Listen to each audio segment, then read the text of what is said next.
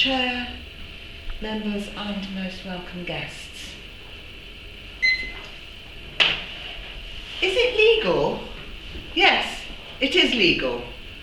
I was asked many questions when I first started home educating my son, and this was one of them.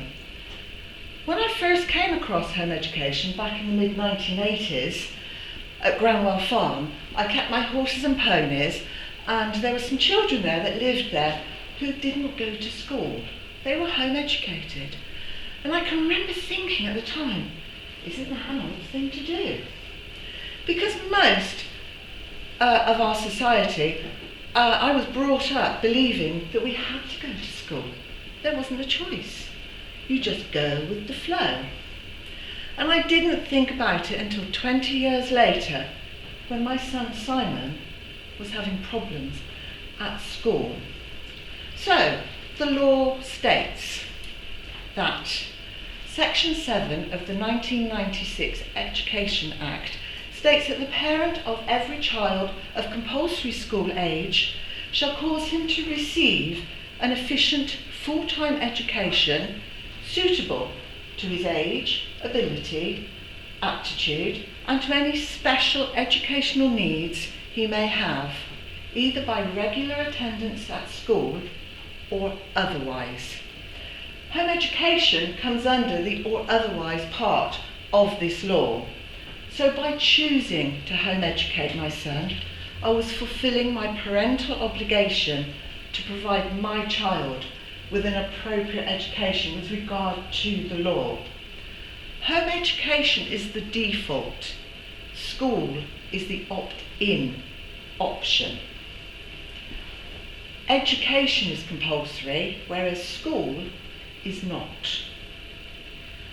How do they socialise?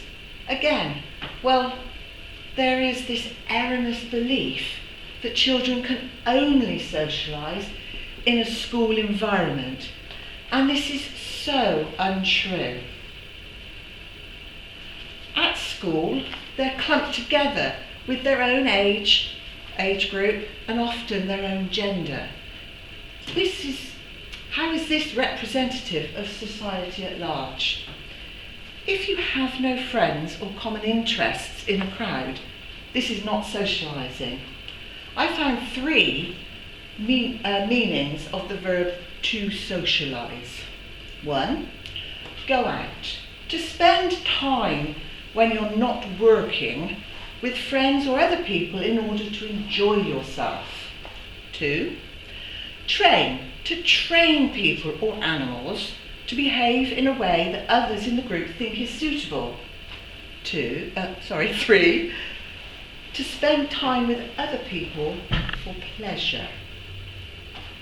In my opinion, none of these describe time spent at school. At school, children are expected to sit quietly and get on with their work without talking. So school is about working and not necessarily enjoying yourself with friends.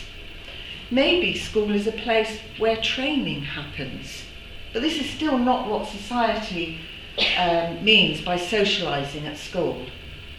The current school system is designed to mould children to conform to a narrow set of rules, which makes them reactive to orders and discourages their self-willed proactivity. The school system is not set up for spending time with other people for pleasure. George Washington said, "It is better to be alone than in bad company." I looked up the origins of school from the time of the Industrial Revolution. Our modern education system was designed to teach future workers to be punctual, docile, and sober. They were taught to be reactive, not proactive. Do as you're told, without question. The next generation of compliant workers. Today, I believe our school system is draconian. It isn't fit for purpose.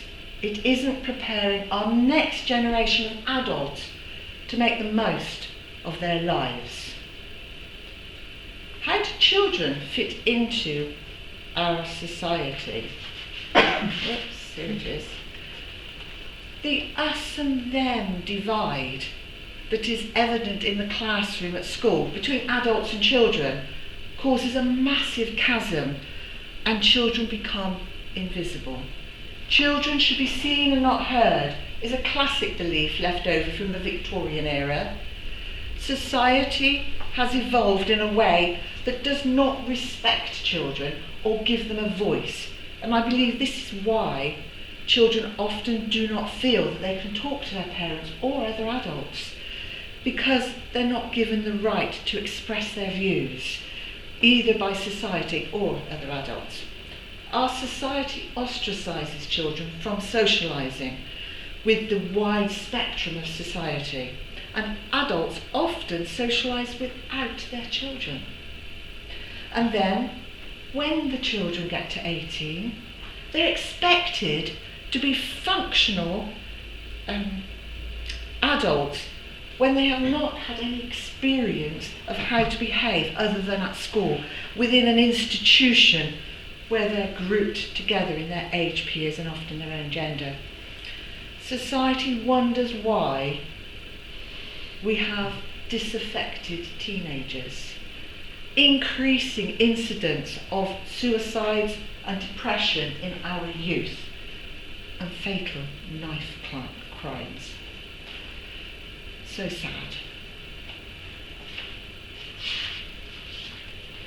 Education is not preparing for life. Education is life itself, by John Dewey.